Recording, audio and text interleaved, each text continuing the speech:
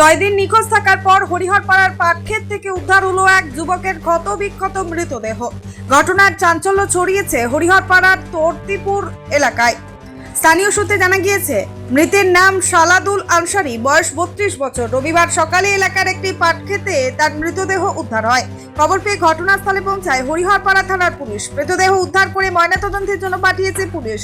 কি কারণে মৃত্যু নাকি আত্মহত্যা, তদন্ত শুরু করেছে পুলিশ।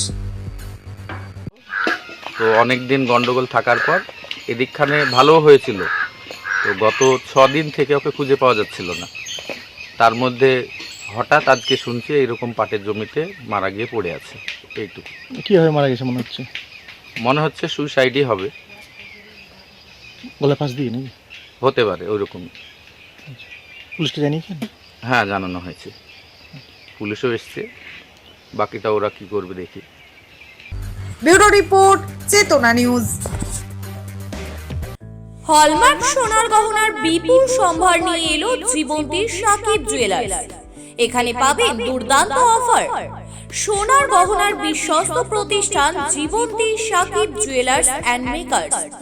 একাধিক আকর্ষণীয় সোনার গহনার নকশা নিয়ে হাজির সাকিব জুয়েলার্স। নেকলেস থেকে কানের দুল, আংটি থেকে বিয়ের শাখা, পলা, নোয়া বাঁধানো সব ধরনের গহনাই পাবেন জীবন্তীর একমাত্র বিশ্বস্ত প্রতিষ্ঠান সাকিব জুয়েলার্সে।